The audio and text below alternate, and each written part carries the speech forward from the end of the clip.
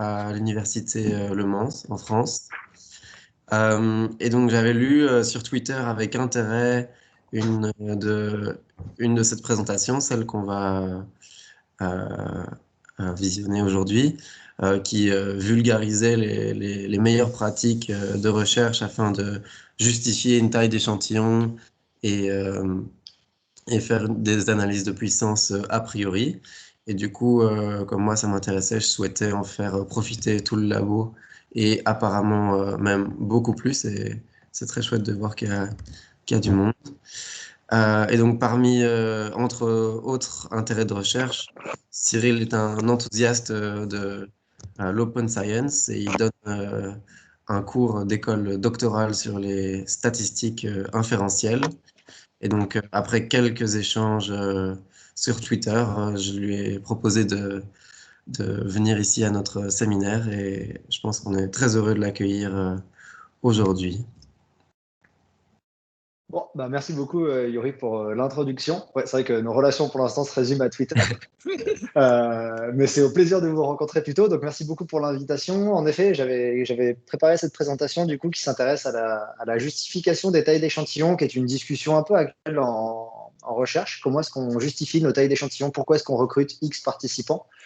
Et donc, je vais vous parler un petit peu de ça aujourd'hui, avec ce que j'estime être des pratiques intéressantes et qui seront ouvertes à la discussion, bien entendu, puisque il y a peut-être même des choses à améliorer ou à approcher différemment dans ce que je vais vous présenter.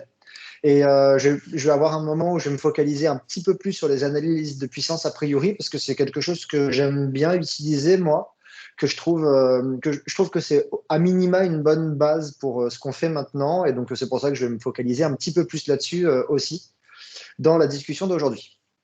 Donc, n'hésitez pas si vous avez des questions, vous pouvez m'interrompre quand vous le souhaitez. Juste, je ne vous vois pas, mais je vous écouterai et je répondrai à vos questions. Et puis, de toute façon, il y aura un temps de discussion par la suite. Donc voilà, Yuri, comme il l'a dit, je suis maître de conférence à l'Université du Mans. Je suis en STAPS, moi. Je fais de la psychologie, des activités physiques et de la santé, avec une petite affinité pour de plus en plus tout ce qui est processus cognitif lié à l'engagement dans l'activité physique.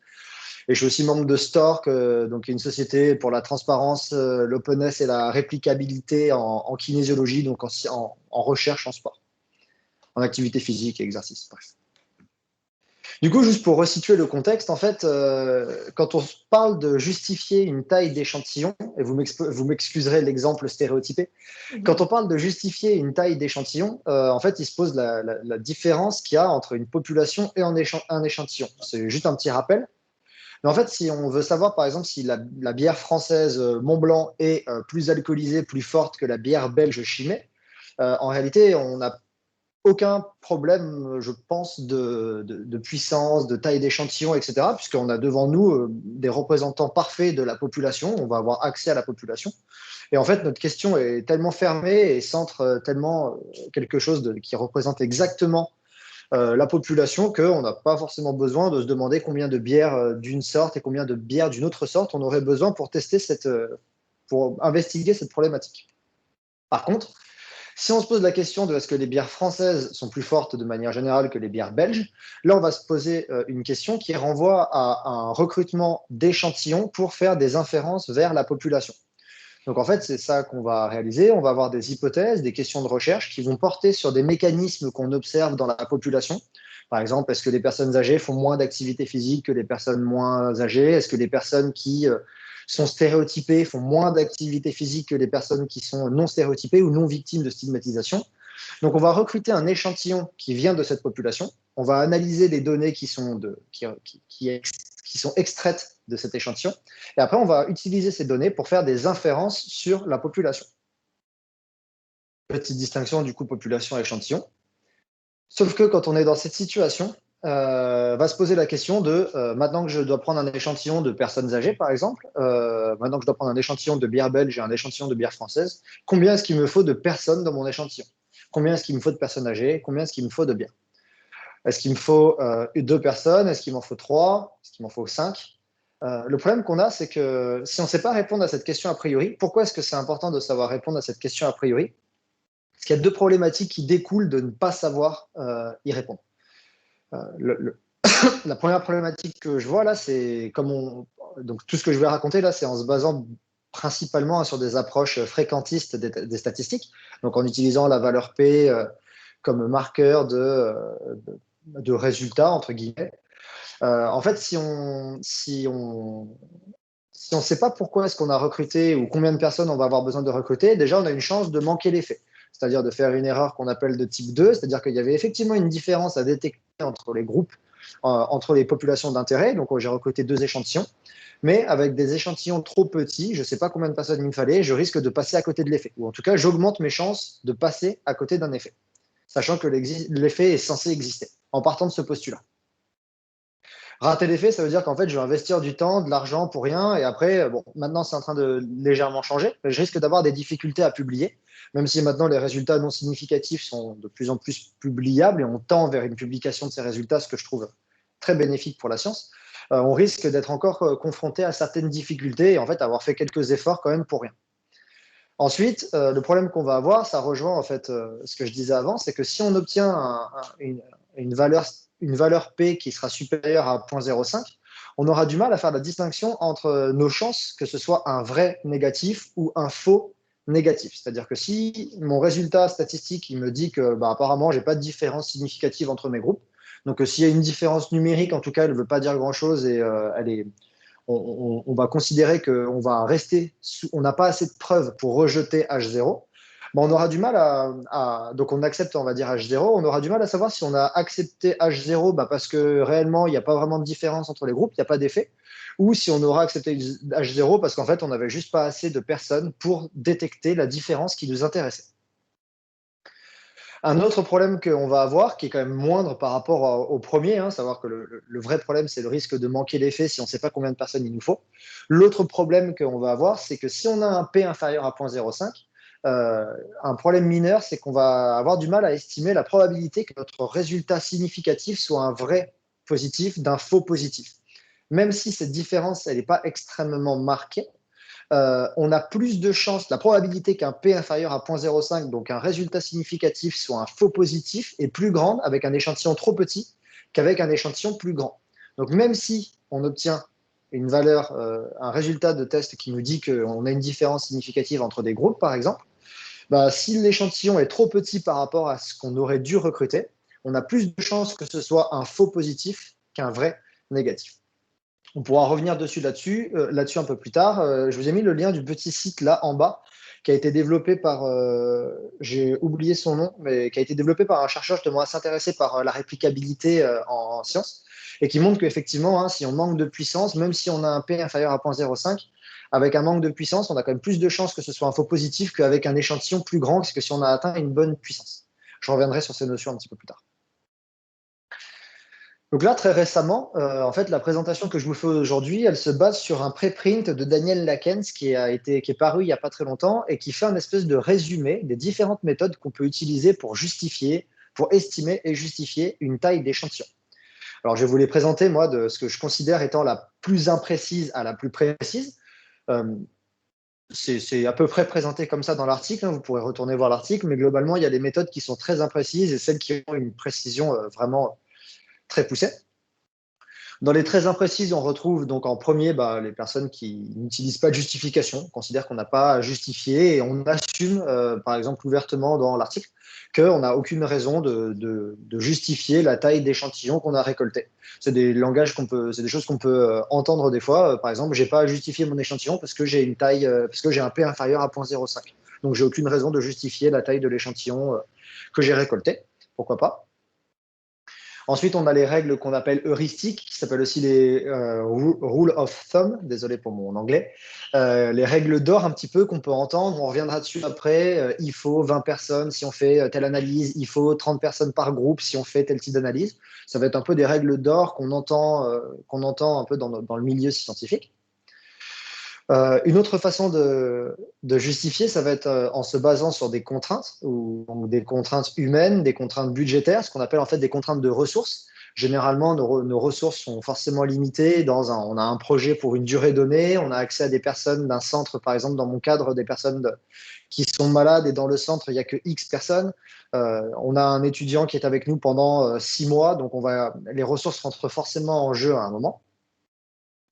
Et ensuite, on arrive vers les méthodes qui sont un petit peu plus précises, dont celles qu'on va creuser ensemble aujourd'hui, à savoir par exemple les calculs de puissance a priori. Donc, on va revenir sur ce que c'est après, mais on va estimer une puissance qu'on aimerait atteindre, donc une chance, la puissance, la chance de trouver un effet si il y a effectivement un effet à détecter. Et on va baser notre taille d'échantillon sur une puissance à atteindre.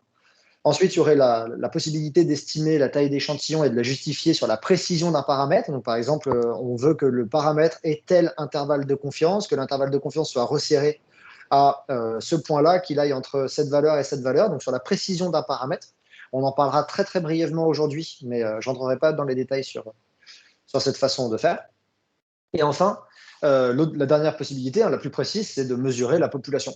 Si on est intéressé pour savoir si les sportifs d'un club de foot numéro 1 sont meilleurs que les sportifs du club de foot numéro 2, en fait, si on mesure, on peut être extrêmement précis, justifier la taille d'échantillon en recrutant en fait l'intégralité de la population. Donc, comme je vous l'ai dit, aujourd'hui, je vais me baser plutôt sur ces trois-là, à savoir les règles heuristiques, les contraintes de ressources et les calculs de puissance a priori. D'une part, parce qu'il y en a qui sont, je trouve, faciles à utiliser, qui sont pratiques, on va dire. Je pense que c'est le terme, qui sont pratiques. Et il y en a d'autres qui sont, comment dire, qui sont dans les habitudes, on va dire. Et on va essayer de voir un petit peu qu'est-ce qu'on peut faire avec ces habitudes et pourquoi est-ce qu'il faudrait peut-être s'en détacher. Alors, pour commencer, du coup, je vais rentrer par la puissance. Juste un petit rappel sur la puissance statistique. Qu'est-ce que c'est? La puissance statistique, c'est notre probabilité de trouver un résultat significatif, sachant que H1 est vrai, donc sachant qu'il y a un effet à détecter. Donc, en fait, la puissance, ça va être une probabilité, 7 chances sur 10, 8 chances sur 10, 9 chances sur 10, 9,5 chances sur 10, de trouver un résultat significatif, un P inférieur à 0,05, sachant qu'il y a effectivement un effet à détecter, comme une différence entre des groupes ou une relation entre des construits. Donc on part du postulat, quand on fait une analyse de puissance, qu'on a un effet à détecter. On va paramétrer une puissance à atteindre, et donc on va faire une analyse de puissance pour extraire la taille d'échantillon. Alors en fait, la puissance, de quoi est-ce qu'elle dépend? Il y a 5 paramètres qui rentrent en compte dans la puissance, à savoir d'abord la taille d'effet qu'on veut observer. Est-ce qu'on observe une grande différence entre des groupes, une petite différence entre des groupes? Donc la taille d'effet va forcément rentrer en compte dans l'estimation de la puissance et de la taille d'échantillon en se basant sur une puissance. Ensuite, il y a le seuil alpha, la valeur P la valeur à partir de laquelle on va déterminer qu'un P est significatif ou pas. À savoir que par exemple, on aura moins de puissance avec un P si on fixe arbitrairement un P inférieur à 0,005 qu'à 0,05. Le seuil alpha va jouer sur la puissance. Ensuite, on a l'erreur de mesure qui également joue sur la puissance. J'en parlerai très rapidement après. On a le design, le type d'analyse. Il y a certaines analyses qui sont plus puissantes, qui nécessitent, ou alors à l'inverse, où la puissance monte plus vite, et d'autres analyses où la puissance est plus difficile à atteindre. Et enfin, la taille d'échantillon. Donc, généralement, si la taille d'effet, le seuil alpha, le type d'analyse et la taille d'échantillon, on sait ce qu'on va faire et c'est facile de paramétrer un calcul de puissance là-dessus. Considérer l'erreur de mesure, c'est beaucoup plus difficile dans l'analyse de puissance. Donc ce paramètre, il est généralement exclu, même s'il va influencer sur la puissance, il est exclu des analyses de puissance a priori qu'on pourrait faire. Tout ce qu'il faut, c'est savoir que en fait, ce paramètre existe. Donc en fait, quand on va estimer la taille d'échantillon en se basant sur une puissance, on va suivre les étapes suivantes, c'est-à-dire qu'on va déterminer une taille d'effet qu'on souhaite investiguer. Donc la taille d'effet, ça peut être un D de Cohen, ça peut être un partial état square, ça peut être un R carré, peu importe. On va déterminer une taille d'effet qu'on souhaite investiguer. On va décider du design et des analyses qu'on va conduire avec les données que nous allons récolter. On va décider la puissance qu'on souhaiterait atteindre, par exemple 90%. On va estimer le seuil alpha. Je dis bien estimer la puissance et estimer le seuil alpha parce que ces deux données-là sont arbitraires. On peut décider d'atteindre une puissance de 80%, de 90%, de 70%. On peut choisir un seuil alpha à 0,05, 0,01, 0,005. Et une fois qu'on va en fait avoir décidé de ces 4 paramètres, eh ben, on a juste à les rentrer entre guillemets dans la machine de calcul de puissance et on va estimer la taille d'échantillon, le nombre de personnes qu'on va devoir récolter pour trouver la taille d'effet avec une certaine puissance, un seuil alpha et en fonction des analyses qu'on a mis en place. Donc, par exemple, une puissance à atteindre qu'on pourrait être intéressé, c'est ce qu'on voit de plus en plus et Alors, il y a peut-être des personnes qui ne seront pas d'accord avec ça, mais ce qui commence à ressortir comme norme, c'est dans les 90% de puissance, comme puissance acceptable à atteindre. Et du coup, ça peut être un exemple. Ça veut dire qu'à 90% de puissance, on estime qu'on est OK de conduire une étude avec 9 chances sur 10 de trouver un effet, s'il y a bien un effet à trouver. Donc là, par exemple, c'est un exemple de puissance qu'on peut fixer arbitrairement et un seuil alpha. Donc, quand je disais qu'on allait rentrer tout ça dans la machine, c'est que par exemple, il y a des software comme JPower. Vous pouvez le faire également sur RStudio. Hein. RStudio, il fait très bien les tests de puissance. Donc là, c'est un exemple de JPower. C'est un screenshot que j'ai pris avec JPower. Donc on voit qu'on retrouve exactement ce que je vous ai donné comme paramètre avant, à savoir le test statistique. Donc là, la famille de tests que j'ai prévu de réaliser, à savoir un test T. Ensuite, le test exact que j'ai prévu de faire. Donc là, c'est un test stat, une différence de moyenne entre une différence de moyenne entre deux groupes indépendants, donc deux groupes distincts. Ensuite, exactement le type de test de puissance qu'on est en train de faire, à savoir que là, on fait une analyse de puissance a priori, c'est-à-dire qu'on veut obtenir la taille d'échantillon qu'on doit récolter en se basant sur un seuil alpha, une puissance à atteindre et une taille d'effet à trouver. Et ensuite, on rentre les paramètres. Dans les paramètres, on retrouve du coup le nombre de queues qu'on veut tester sur la test de puissance, mais on retrouve juste en dessous là la taille d'effet. Par exemple, là, j'ai rentré un D de Cohen à 0,5. Le seuil alpha sur lequel on se fixe. Comment est-ce que les participants seront répartis entre la puissance, donc la 0,9, c'est-à-dire 90%, 9 chances sur 10 de trouver un effet sachant qu'il existe, et l'allocation entre le groupe 1 et 2, à savoir une personne par groupe. Donc, quand on rentre tous ces paramètres, on lance la machine et on obtient en fait un output, un outcome, qui nous dit que pour avoir 9 chances sur 10 de trouver une différence entre des groupes qui serait de 0,5 minimum, il nous faudrait minimum 138 personnes.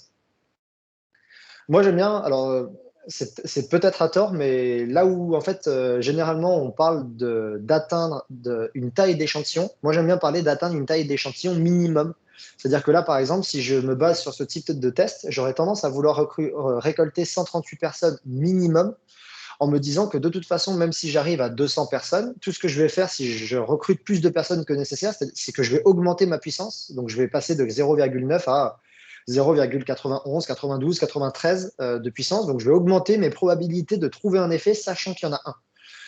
Comme pour moi, j'ai un peu du mal à comprendre dans quelle mesure ce serait un problème. Je me base toujours, quand j'utilise un test de puissance comme ça, je me base toujours sur ce sample size. Là, je considère toujours que c'est mon sample size minimum, donc ma taille d'échantillon minimum à recruter. Donc là, par exemple, je recruterai minimum 140 personnes.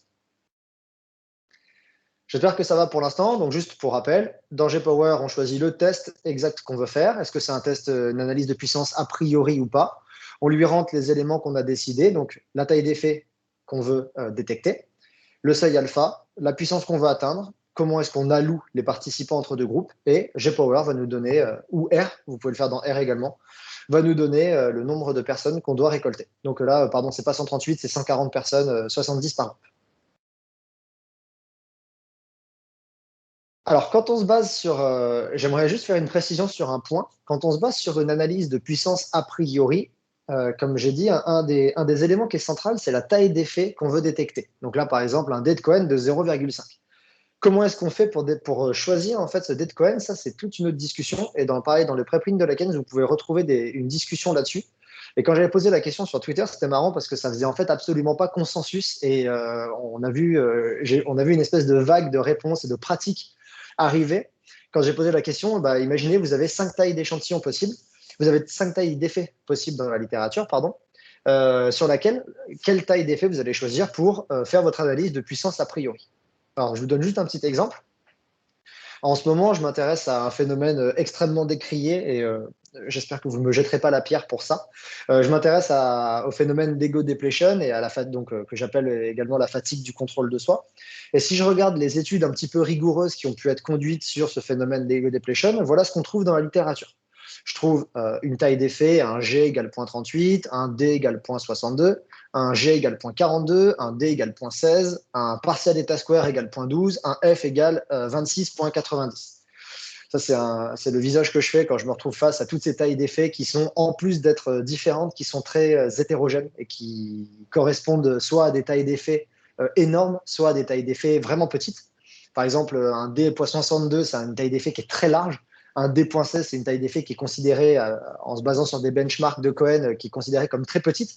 Donc, en plus d'avoir une diversité dans les tailles d'effet que j'observe, elles sont très hétérogènes. Donc, c'est une situation qui peut être un petit peu délicate et qui peut vous arriver. Alors, ça va être juste des recommandations, en fait. Quelle taille d'effet choisir pour estimer la taille d'échantillon? Si vous êtes dans cette situation, il y a plusieurs possibilités, 5 recommandations, on va dire. La première que j'aurais tendance à donner, c'est de se baser sur une taille d'effet qui est non biaisée, ou en tout cas qui est moins biaisée que certaines autres tailles d'effet. Par exemple, le G de Edge est moins biaisé dans son calcul que le D de Cohen. Donc, par exemple, si je devais me baser là-dessus, j'aurais plutôt une tendance à choisir un G de Edge qu'un D de Cohen pour rentrer dans mon calcul de puissance a priori. Ensuite, j'aurais une préférence à aller chercher une taille d'effet de méta-analyse plutôt qu'une taille d'effet d'une étude unique. Après, il faut bien entendu vérifier que la méta-analyse et les études incluses dans la méta-analyse sont généralisables. Est-ce qu'elles sont similaires à ce que vous avez prévu de faire comme étude? Est-ce qu'elles sont homogènes? Est-ce que la méta-analyse a utilisé des méthodes de détection et de correction de biais?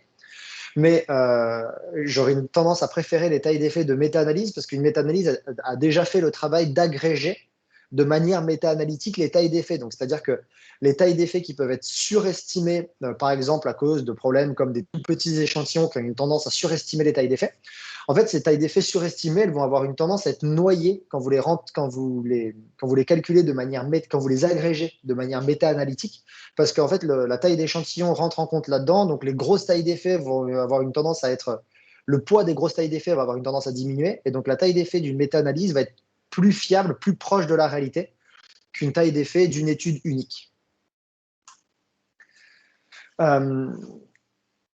Si vous choisissez une taille d'effet en vous basant sur une étude unique, ce qui est super important, c'est par exemple, vous avez 2 études uniques qui rapportent des tailles d'effet différentes. J'aurais une tendance à recommander de choisir la taille d'effet qui ressemble, de l'étude qui ressemble le plus à l'étude que vous allez mener. C'est-à-dire que si par exemple, c'est 2 tâches cognitives différentes, là c'est mon exemple dans les études que j'ai citées, il y a des tâches cognitives qui sont très différentes de celles que j'ai prévu d'utiliser. Du coup, je vais avoir une préférence à choisir une taille d'effet parce que l'étude, elle ressemble, le design ressemble plus à la manip que j'ai prévue qu'une autre. Donc, plutôt chercher une étude dont les similitudes entre la manip conduite et la vôtre sont élevées, plutôt qu'une étude qui va avoir une tendance à diverger de ce que vous avez prévu de réaliser, et essayer, si possible, d'estimer, on va dire, l'incertitude. Essayez de voir dans quelle mesure est-ce que la taille d'effet qui est estimée là-dedans, elle est très fiable ou elle est peu fiable. Alors, s'il y a différentes tailles d'effets dans la littérature que la taille d'effet que vous demande, par exemple, J-Power. Alors, je donne un exemple. J-Power, il veut que je lui donne un D. Et dans la littérature, admettons que ce qui correspond le mieux, c'est le partial eta square de 0.12. Il n'y a pas de problème à convertir.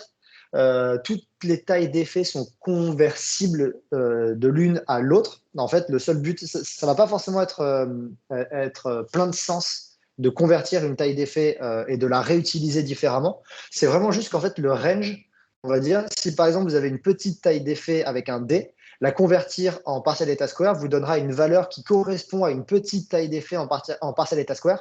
Et donc, votre estimation d'échantillon, elle ne sera pas trop biaisée. Donc, vous pouvez convertir, toutes les tailles d'effet se convertissent les unes entre les autres. Vous pouvez convertir un R carré en D de Cohen, peu importe.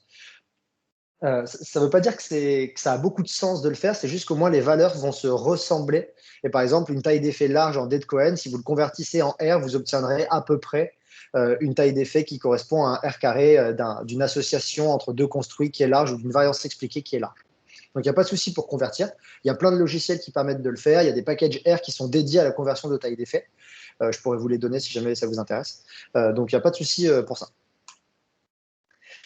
Et en fait, alors il y a 2 possibilités. Si on n'est toujours pas sûr à l'issue de toutes ces étapes, moi j'aurais une tendance par sécurité à choisir la taille d'effet la plus petite. Donc par exemple, là, dans tout ça, admettons que je n'arrive pas à savoir ce que je veux investiguer, je vais avoir une tendance à choisir la taille d'effet qui serait égale à, par exemple, D égale 0.16, qui est la plus petite de la littérature. Donc je me base par sécurité sur la plus petite taille d'effet que je peux trouver. Parce que, en fait, si je me base sur... alors j'ai un article là-dessus qui va bientôt être préprinté. Mais par exemple, dans la littérature qui m'intéresse sur l'ego depletion, il y a plein d'études qui se sont basées sur le calcul de taille d'échantillon en se basant sur le point 62, qui est très largement surestimé. Et donc, en fait, si vous avez 90% de puissance pour détecter un point 62 et que le vrai effet est de, par exemple, 0,20, bah, en fait, vous manquez considérablement de puissance pour un effet plus petit. Donc, par sécurité, moi, j'ai une tendance à préférer à me baser sur des tailles d'effet les plus petites que la littérature a identifiées. Au pire des cas, j'aurai une meilleure puissance que ce que j'aurais souhaité atteindre. Encore une fois, là, comme ça, je vois pas trop le problème d'avoir trop de puissance, entre guillemets. Dernière chose que vous pourriez faire, à garder en tête, en fait, c'est que toutes les tailles d'effet dans la littérature sont fausses et sont très souvent surestimées. Donc, une autre possibilité que vous pourriez faire, c'était c'est expliqué dans le papier de Lakens, dans le préprint de Lakens, de choisir la taille d'effet en fait qui est la plus petite ayant un sens pratique ou clinique. Par exemple, si je m'intéresse à des différences dans des temps de réaction entre deux groupes et que je considère que au minimum la plus petite taille d'effet qui m'intéresserait, ce serait une taille d'effet qui correspond à 50 millisecondes de différence, et ben je vais calculer ma taille d'effet, je vais calculer une taille d'effet qui correspondrait à 50 millisecondes de différence et je vais la baser comme taille d'effet minimale d'intérêt. C'est ce qu'ils appellent le smallest effect size of interest, la plus petite taille d'effet d'intérêt. En me disant que de toute façon, si l'effet est inférieur à 50 millisecondes de différence dans une tâche cognitive, bah, c'est tellement petit que ça n'a pas de sens et donc j'ai pas envie d'investiguer un effet si petit. Donc voilà un petit peu sur le choix de la taille d'effet qu'on pourrait rentrer dans le J-Power avant de faire une analyse de puissance a priori. J'avance un petit peu, sauf si vous avez des questions déjà sur cette première partie, mais je peux avancer un petit peu en allant sur la partie sur les ressources limitées. En fait, les ressources limitées, généralement, il y en a deux, hein, c'est le manque de temps et le manque d'argent. Et c'est assez intéressant parce que dans la littérature, ça apparaît comme un sujet tabou, mais de plus en plus discuté et référencé parce que enfin, on commence à entendre que effectivement, toutes nos recherches sont déterminées par une certaine quantité de ressources et que parfois, ces ressources-là peuvent complètement nous limiter. Par exemple, je souhaitais, dans mon étude de thèse, je souhaitais avoir 100 personnes atteintes de cardiopathie. J'en ai eu que 15 et mon contrat doctoral était terminé. Qu'est-ce que je fais dans cette situation? Quand la taille de l'échantillon qu'on va recruter et qu'on va récolter, qu'on va intégrer dans l'étude est limitée par des contraintes de ressources, une chose qui peut être intéressante à faire, c'est de faire une analyse qu'on appelle de sensibilité. Alors, une analyse de sensibilité, en fait, c'est une analyse de puissance un peu à l'envers, si vous voulez. Ce n'est pas un calcul de puissance a priori pour déterminer la taille d'échantillon. C'est plutôt l'inverse. Vous avez votre taille d'échantillon et vous voulez voir avec une puissance donnée, donc par exemple 90%, quelle taille d'effet vous avez des chances de détecter. Donc en fait, c'est une analyse de puissance qu'on utilise quand la taille d'un échantillon est déterminée par différentes contraintes et elle va vous donner la taille d'effet minimale que votre étude peut détecter avec une puissance désirée. Donc par exemple, si je reprends G-Power, au lieu de lui de lui demander en fait le nombre de personnes que je pourrais avoir, il va vous demander combien de personnes vous avez. Et là, il va vous dire, bah, par exemple, j'ai récolté 140 personnes. Bah, par exemple, la taille d'effet minimale que tu peux détecter avec 90% de puissance, c'est un D égale 0,5. Une fois que vous avez obtenu cette taille d'effet minimale que vous êtes capable de détecter avec une puissance particulière, ce que vous pouvez faire, c'est ce que j'aime bien faire, c'est interpréter cette taille d'effet minimale par rapport à la littérature. Est-ce que cette taille d'effet minimale, elle est cohérente avec la littérature? Est-ce que la taille d'effet minimale que vous pouvez détecter avec 90% de puissance, elle est plus petite que la littérature? Dans ce cas-là, si elle est plus petite, ça peut vous permettre de discuter un P supérieur à 0,05. Notre analyse de puissance, par exemple, notre analyse de puissance a montré qu'on avait 90% de chances de détecter une taille d'effet de 0,05. Or, la littérature a mis en avant que les tailles d'effet de l'étude d'intérêt sont plutôt autour d'un D de Cohen de 0,2. Donc, on peut effectivement manquer d'effet et être passé à côté de l'effet, donc avoir un P supérieur à 0,05. Donc, c'est intéressant. Hein, je trouve que c'est une manière un petit peu rigoureuse d'admettre le fait qu'on était forcément limité par des ressources et par contre, comment est-ce qu'on se place, comment est-ce que ce qu'on a détecté se place par rapport à la littérature, ou plutôt ce qu'on n'a pas détecté se place par rapport à la littérature. Donc là, en fait, c'est juste un exemple de G-Power. Hein. Vous voyez que là, en bas, au lieu de rentrer la taille d'effet que vous voulez investiguer, vous rentrez la taille du groupe, par exemple, numéro 1, la taille du groupe numéro 2 dans un test T entre deux groupes, une différence de moyenne entre deux groupes, et il va vous donner la taille d'effet que vous avez, pour laquelle vous avez la taille d'effet minimum que vous pouvez détecter avec 90% de chance, donc 9 chances sur 10 de détecter, là par exemple, au minimum une taille d'effet de 0,73. 0,73, si par exemple dans la littérature les tailles d'effet sont de 0,2, ça peut expliquer que vous manquez de puissance effectivement pour détecter une taille d'effet plus petite et que donc votre P supérieur à 0,05 peut être éventuellement dû à un manque de puissance.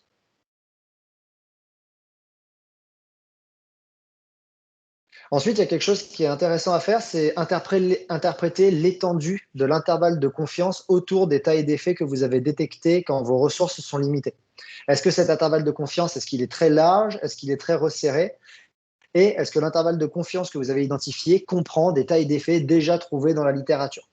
Ça va être intéressant. Si vos ressources sont limitées, ça va permettre, je trouve, de placer l'effet et votre intervalle de confiance par rapport à la littérature. Est-ce que vous êtes très loin de ce qui se passe dans la littérature? Est-ce que vous vous rapprochez de ce qui a été montré? Donc ça va être informatif pour les futurs lecteurs.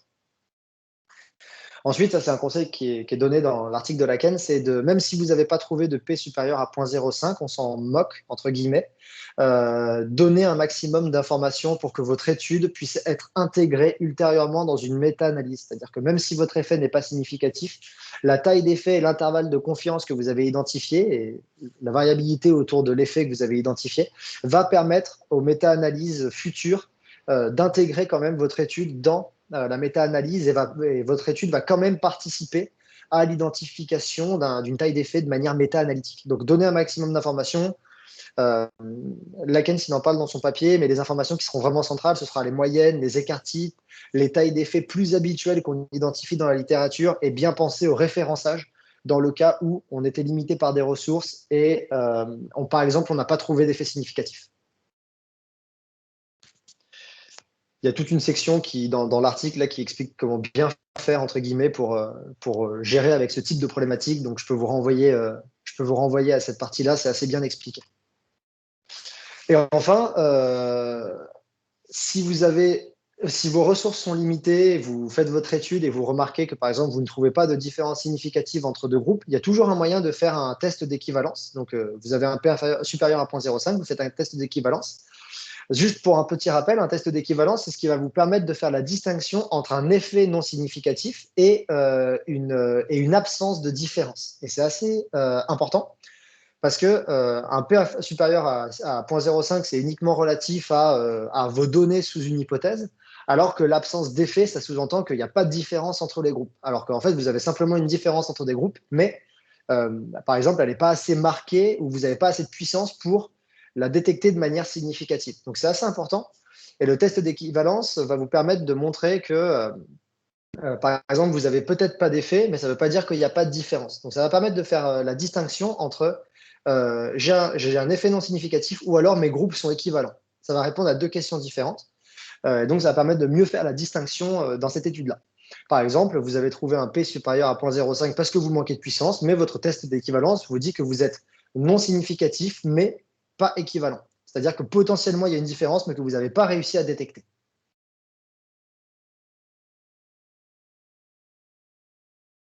J'espère que ça va encore pour tout le monde. Dernière partie avant une petite partie de pratique un petit peu. Qu'est-ce qu'on fait avec les règles heuristiques, c'est-à-dire ce qu'on appelle les règles d'or? Qu'est-ce qu'on fait avec ces règles d'or? Alors, des règles d'or qu'on peut entendre souvent dans la littérature, c'est par exemple, dans une analyse de régression, il faut au moins 50 personnes plus 8 par variable indépendante.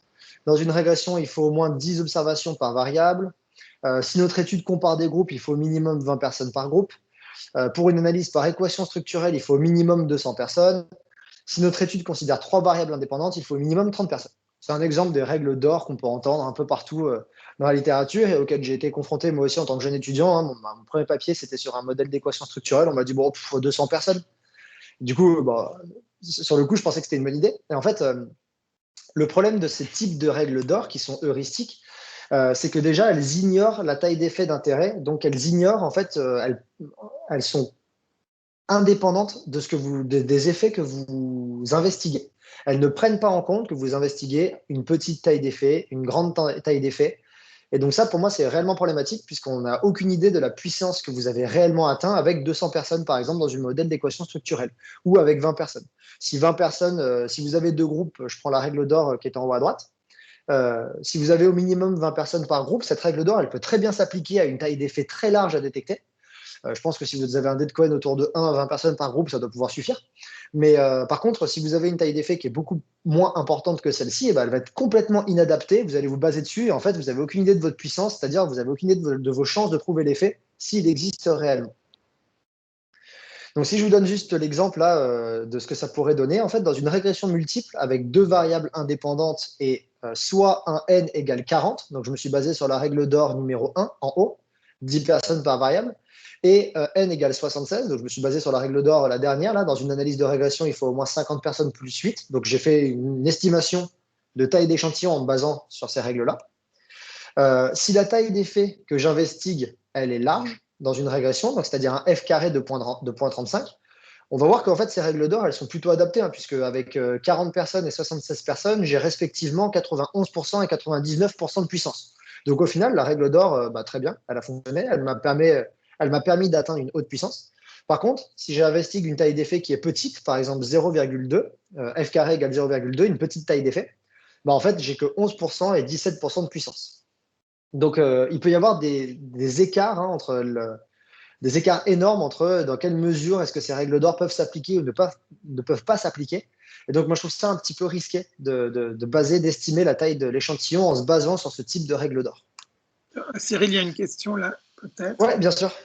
Donc, il y a Marthieu qui demande, mais dans ce cas-là, on peut bien faire un test post-hoc pour savoir si la taille d'échantillon était suffisante, demande-t-elle. Alors, je pense que ce serait un peu long de répondre précisément, mais dans le papier, je renvoie au papier, il y a une section entière sur pourquoi est-ce que des analyses de puissance post-hoc ne sont pas appropriées. Les analyses de puissance post-hoc, je crois que ça a fait débat dans la littérature il y a quelques années, et il y a quand même beaucoup de personnes qui s'entendent à dire que les analyses de puissance post-hoc ne sont pas utiles. Alors, faire une analyse de puissance de sensibilité, comme j'ai présenté juste avant, pourquoi pas? Ça, oui, tout à fait. Mais faire une analyse post-hoc dans le papier, il conclut quand même sur le fait que c'est quand même assez déconseillé parce que les analyses de post-hoc sont très peu fiables. Par contre, il y a un autre problème, c'est que si vous avez fait cet effort a priori de savoir combien de personnes il vous fallait, par exemple, avant l'étude, je me base sur la règle d'or qu'il me faut 20 personnes par groupe. Dans ce cas-là, pourquoi ne pas avoir fait une estimation de la taille d'échantillon plus fiable en se basant sur un calcul de puissance? Donc, il y a deux problèmes. C'est qu'on a eu la bonne démarche, mais avec des règles très imprécises. Et si on le fait a posteriori, du coup, on rencontre les problèmes là, que je suis en train d'estimer. Et en tout cas, apparemment, les analyses post-hoc, c'est un peu à bannir. Merci. Je parle sous couvert de tes connaissances, Olivier, qui a peut-être vécu les moments de discussion sur les analyses de puissance post-hoc plus que moi. Moi, j'arrive un peu après la bataille, je crois. Oui, c'est pas toujours hyper bien vu. Mais... Ouais, je me demande si la question de Marthieu, mais tu peux peut-être me préciser, c'était que Marthieu, tu te disais, bon, on peut regarder après si notre effet est significatif, et si notre effet est significatif, c'est que ça suffisait. C'est ça que tu voulais dire, Marthieu? Non, pas tout à fait. Donc, dans mon cas ici, j'ai fait un test a priori sur une échantillon qu'on a collecté avant avec 1000 personnes, quoi, pour savoir, OK, qu'est-ce que la taille d'effet qu'on pourrait avoir. Puis, on a fait le vrai test et après, on a encore une fois regardé est-ce que c'était suffisamment à ce point-là avec l'échantillon qu'on a collecté de nez. C'est une analyse de sensibilité. En fait, du coup, j'aurais plutôt fait une analyse de sensibilité pour voir si, avec l'échantillon que j'ai récolté, je retombe sur une taille d'effet minimum. Oui, mais c'était exactement ça que je voulais dire. Ah, ok, d'accord, très bien. Merci. Ouais, merci à vous. Donc oui, difficulté à estimer la fiabilité des résultats. Hein. Si je reprends l'exemple qui vient du site là que je vous citais au tout début, si on a 99% de puissance, 97% des P inférieurs à 0,05 sont vrais. Si on n'a que 17% de puissance, seulement 84% des P inférieurs à 0,05 sont des vrais positifs. Donc, on aura du mal, en se basant sur ces règles, comme on n'a aucune idée de la puissance à atteindre et de la fiabilité des résultats, on va avoir du mal à savoir quelles sont les probabilités qu'on ait un vrai positif, un faux positif, un vrai négatif, etc. sous les yeux. Bon, on ne fait pas souvent cet effort, c'est des estimations, mais je trouve ça quand même important d'avoir une espèce de petite estimation à quel point l'effet que j'observe, il y a des chances que ce soit un vrai positif, un faux positif, etc. Et la dernière chose qui est critiquée dans le papier de Lacan, c'est qu'en fait, ces règles d'or, elles se basent sur des règles qui devraient potentiellement exister, mais qu'en fait, si on regarde la littérature et qu'on creuse un petit peu, il n'y a pas vraiment de papier qui justifie ces différentes règles. Et donc, elles sont tombées dans le sens commun, mais qu'il est encore à ce jour très difficile de trouver une référence qui va représenter une base qui justifie l'utilisation d'une règle d'or ou d'une règle heuristique.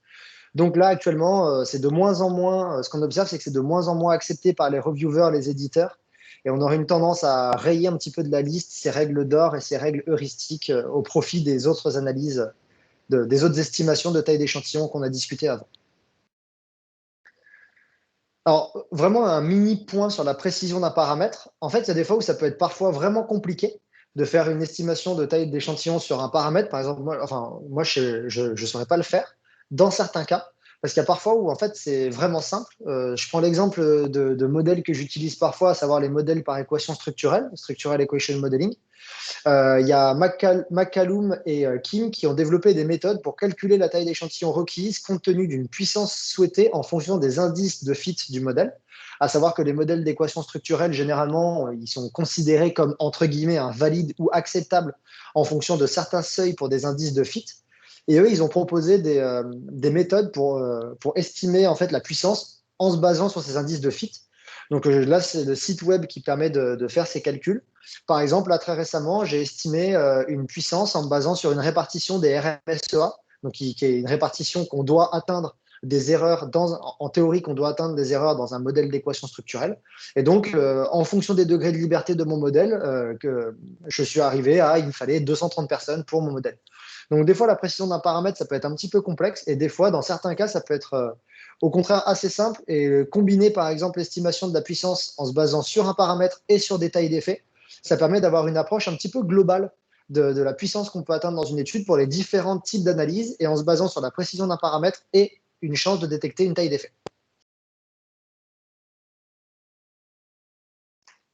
Ok, dernière chose sur laquelle j'aimerais conclure avec vous aujourd'hui pour donner quelques outils un petit peu clés en main. Comment est-ce qu'on fait pour augmenter sa puissance? Quelles sont les pistes qui nous permettraient d'augmenter notre puissance sans forcément augmenter notre taille d'échantillon? Comment est-ce qu'on fait pour augmenter la probabilité de détecter un effet s'il y a un effet à détecter, mais en gardant le même nombre de personnes? Alors, dans le papier de Lacan, il décrit toutes les méthodes là, que je vais vous présenter. Vous pourrez rentrer en détail. Là, j'essaie de faire juste une vue un peu large de tout ça. Tout d'abord, il y a l'idée de réduire l'erreur de mesure. Encore une fois, c'est difficile à quantifier, mais l'erreur de mesure, donc par exemple la standard deviation qu'il peut y avoir autour d'une moyenne, ça va influencer sur la taille d'effet. Et en fait, par exemple, deux tailles d'effet, mais une taille d'effet très une taille d'effet avec de l'erreur autour très resserrée ou de l'erreur plus large, ça ne veut pas dire les mêmes choses.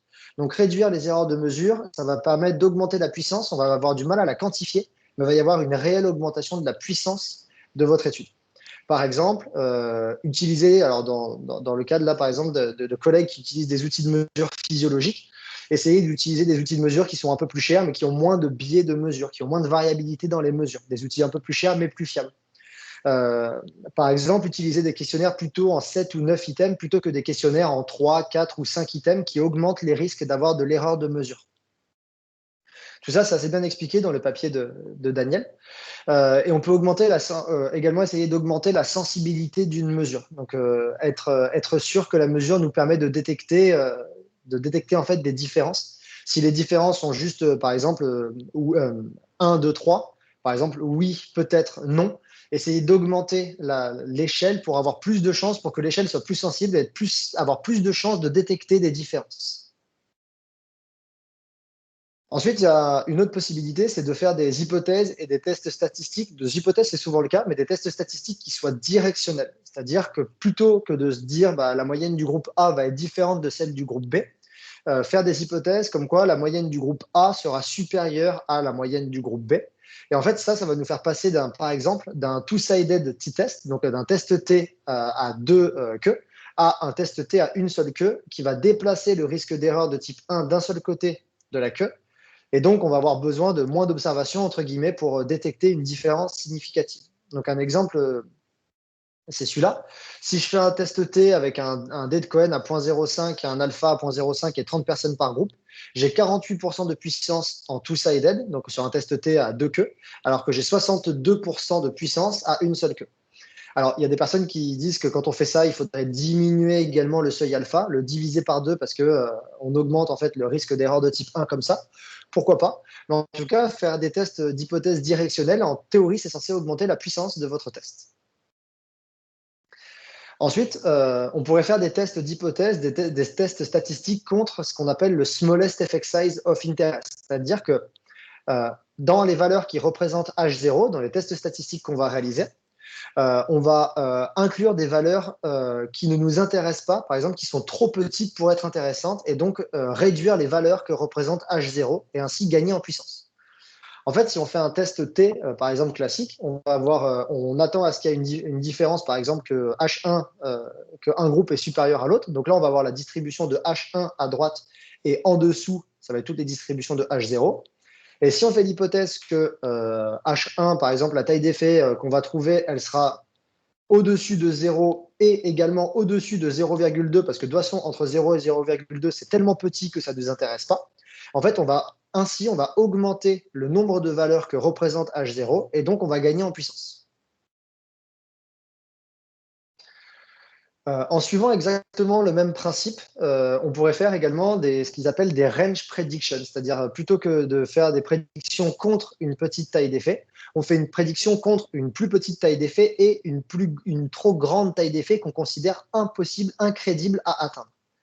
Par exemple, donc c'est le même principe que le test qui inclut le smallest effect size of interest, le plus petite taille d'effet d'intérêt, mais en ajoutant cette fois une borne supérieure. Donc cette fois, au lieu d'avoir l'hypothèse que notre taille d'effet elle sera supérieure à 0, par exemple, on va voir l'hypothèse comme quoi la taille d'effet, elle est entre 0,2 et 0,8, parce que de toute façon, plus grand que 0,8, on n'y croit pas, notre effet ne peut pas être aussi grand. Donc ça aussi, en théorie, ce qui est expliqué dans le preprint, c'est que c'est censé nous faire gagner en puissance de faire des prédictions par range. Ensuite, une autre façon de gagner de la puissance sans forcément augmenter la taille d'échantillon, ce serait de passer d'un design inter-participant à un design intra-participant. Ça, c'est quelque chose que j'aime bien et que j'essaie de faire. En fait, en intra-participant, le bruit qui va être dû à des différences interindividuelles s'atténue, laissant plus de place aux différences induites par des manipulations expérimentales. Les tailles d'effet, au niveau intra-individuel, les tailles d'effet sont souvent plus grandes et donc plus faciles à détecter. Et on a souvent besoin de moins de participants pour une taille d'effet égale. Quand on investigue cette taille d'effet, une même taille d'effet au niveau interindividuel ou intra-individuel, on aura très souvent, tout le temps, besoin de moins de personnes pour la détecter au niveau intra-individuel. Déjà parce que les participants fournissent au minimum 2 temps de mesure. Ça, c'est assez bien décrit dans le papier de Lakens, mais c'est également très bien décrit dans le package qu'ils ont développé il y a très peu de temps, là, ce qui permet dans R de faire des calculs de puissance, a priori. Je vous donne juste quelques exemples par rapport à cette différence entre des tailles d'effet au niveau inter et des tailles d'effet au niveau intra. Dans les exemples, je vais utiliser le petit symbole dont j'ai oublié la terminologie grecque, le petit p, je ne sais plus ce que c'est, je suis désolé, qui est en fait le coefficient de corrélation entre 2 temps de mesure chez un même participant. En fait, ça c'est donc il y a 2 formules auxquelles on va s'intéresser pour illustrer l'exemple.